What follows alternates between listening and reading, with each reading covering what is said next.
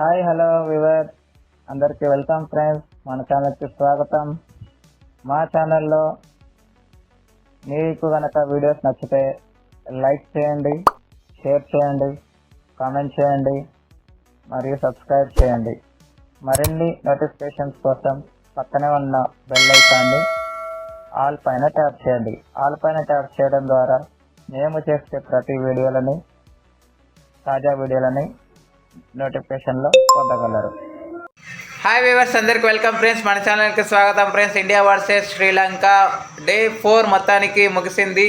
So day 4 ఎలా సాగింది ఏంటి అని వివరాలకు వెళ్ళిపోకంటే ముందు శ్రీలంకకి భారీ షాక్ అయితే తగిలింది గైస్. అదేంటంటే వాళ్ళ యొక్క player Dinesh Chandimal, most senior expensive player, experience ఉన్నటువంటి ప్లేయర్. సో తను ఈరోజు సెకండ్ ఇన్నింగ్స్ ఇండియా ఆడుతున్న టైంలో కేఎల్ రాహుల్ బౌండరీ కొట్టినప్పుడు అది బౌండరీ సేవ్ చేయడానికి ట్రై చేసి అది ఎఫర్ట్ పెట్టబోయి షోల్డర్కి, నెక్కి చిన్నపాటి ఇంజురీస్ అయితే అవ్వడం అయితే జరిగింది.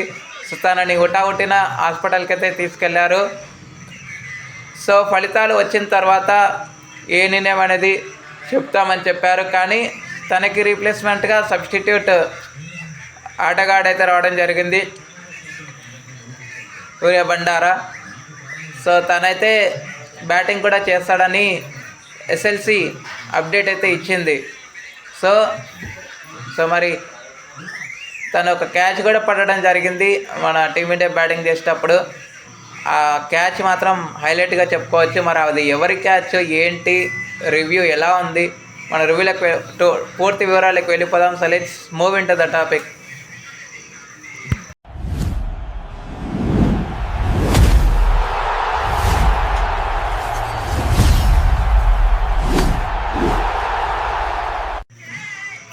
సో సెకండ్ ఇన్నింగ్స్ని ఆరంభించిన టీమిండియా స్టార్టింగ్లో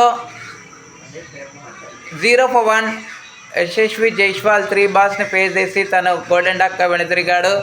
తర్వాత దేవదత్ పడిక్కల్, కేఎల్ రాహుల్ ఇద్దరు కలిసి మంచి పార్ట్నర్షిప్కి యాడ్ చేయడం జరిగింది.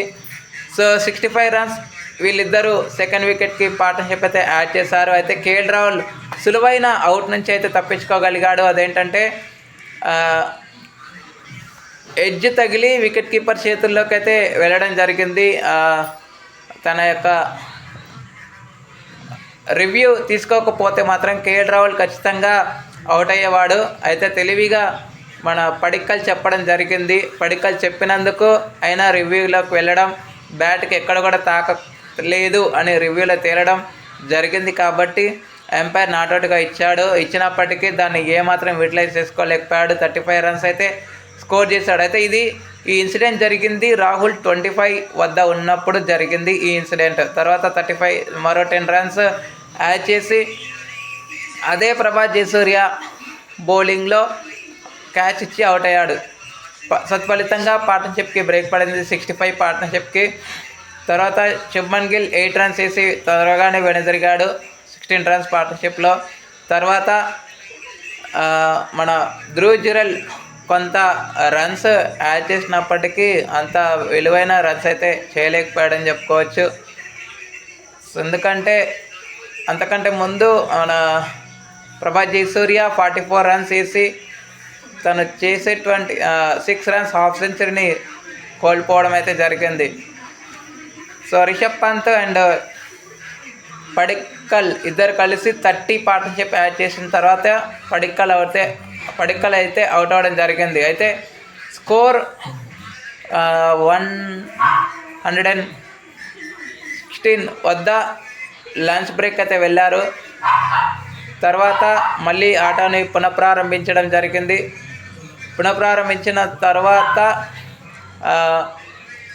పడిక్కల్ వెళ్ళిపోయాడు అన్న విషయం అందరికి తెలిసిందే. తర్వాత మళ్ళీ ఒక వికెట్ అయితే కోల్పోవడం జరిగింది. 5 runs వేసి ధ్రువ్ జురెల్ కూడా వెనుదిరగడం జరిగింది. తను ఏమాత్రం స్కోర్కి డిస్టర్బెన్స్ అయితే చేయలేదని చెప్పుకోవచ్చు. సో జడేజా రిషబ్ పంత్ ఇద్దరు కలిసి పార్ట్నర్షిప్ వైపు అడుగులు వేశారు. అయితే మోస్ట్ ఆఫ్ ది కాంట్రిబ్యూషన్ అయితే రిషబ్ పంత్ దగ్గర నుంచే ఉందని చెప్పుకోవచ్చు. ఎందుకంటే చాలా వరకు రన్స్ ఫ్లో అనేది రిషబ్ పంత్ బ్యాట్ నుంచే రావడం జరిగింది. జడేజా 19 బాల్స్ ఆడి కేవలం 9 రన్స్ మాత్రమే స్కోర్ చేశాడు. No boundaries, no sixers. So 66 runs వేసి మంచి హాఫ్ సెంచరీని కూడా నమోదు చేశాడు. అండ్ రిషబ్ పంత్ గిల్క్రిస్ట్ యొక్క రికార్డుని కూడా బ్రేక్ చేశాడు 100 సిక్సర్స్ దాటేసి. So congratulations. ఇంకా మరిన్ని మరిన్ని ఫీట్స్ అయితే అందుకోవాలని అయితే కోరుకుందాం.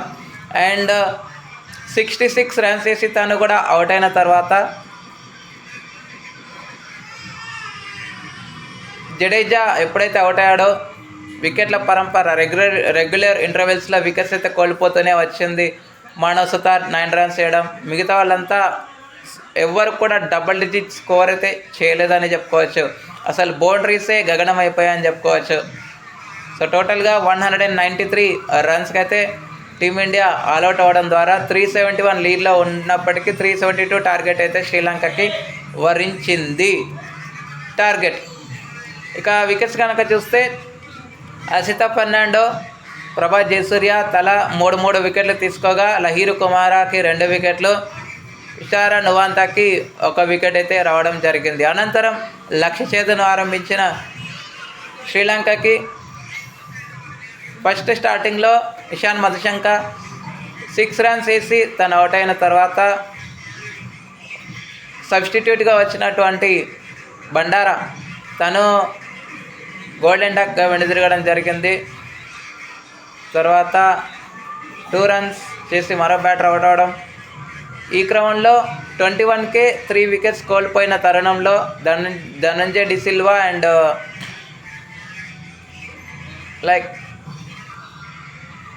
కమింద మెండిస్ పార్ట్నర్షిప్ నెలకొల్పారు. కానీ కమింద మెండిస్ 16 రన్స్ అయితే స్కోర్ చేసి అవుట్ అయ్యాడు. ఇప్పుడు ప్రజెంట్ స్కోర్ డే ఎండ్ అయ్యే సమయానికి 84కి 4 వికెట్స్ అయితే కోల్పోవడం జరిగింది. ఇప్పుడు క్రీజ్లో ఉన్నది సునోలా దినుషా, తను 25 పైన ఉన్నాడు. అండ్ 31 పైన ధనంజయ్ డిసిల్వా ఉండడం అయితే జరిగింది. సో వీళ్ళిద్దరి మధ్య పార్ట్నర్షిప్ అనేది అరౌండ్ 40స్లోకి వచ్చేసింది. సో మరి మిగతా 6 వికెట్లు తీస్తే ఇండియా విజయం, లేదు 288 రన్స్ స్కోర్ చేస్తే శ్రీలంక విజయం. గైస్, నేను మీ అందరికి ఒక క్వశ్చన్ చేస్తున్నాను. ఒకవేళ శ్రీలంక ఈ టార్గెట్ ఎన్ని సెషన్స్లో చేస్తుంది? నెంబర్ 1. నెంబర్ 2 వచ్చేసి టీమిండియా ఎన్ని రన్స్తో విజయం సాధిస్తుంది? అండ్ వికెట్స్ ఏ సెషన్లో తీస్తారు, ఎన్ని సెషన్స్లో తీస్తారు? 1.5 ఫస్ట్ సెషనా, లేకపోతే టీ బ్రేక్ వరకా? టీ బ్రేక్ వరకు అయితే మ్యాక్స్ టు మ్యాక్స్ అయితే రాదు. బట్ మీ బ్రెయిన్కి ఒక చెక్ పెడుతున్నాను అంతే. ఓకే, ఇక మన సైడ్ నుంచి వికెట్స్ కనుక చూస్తే మానవ్ సుతార్ 2 వికెట్లు తీసుకోగా మొహమ్మద్ సిరాజ్ అండ్ ప్రసిద్ధ్ కృష్ణ తలా ఒక్కొక్క వికెట్ అయితే తీసుకోవడం జరిగింది. Thank you friends. ఇలాంటి అప్డేట్స్ కోసం ఛానల్ని సబ్స్క్రైబ్, షేర్, లైక్, కమెంట్ చేయండి.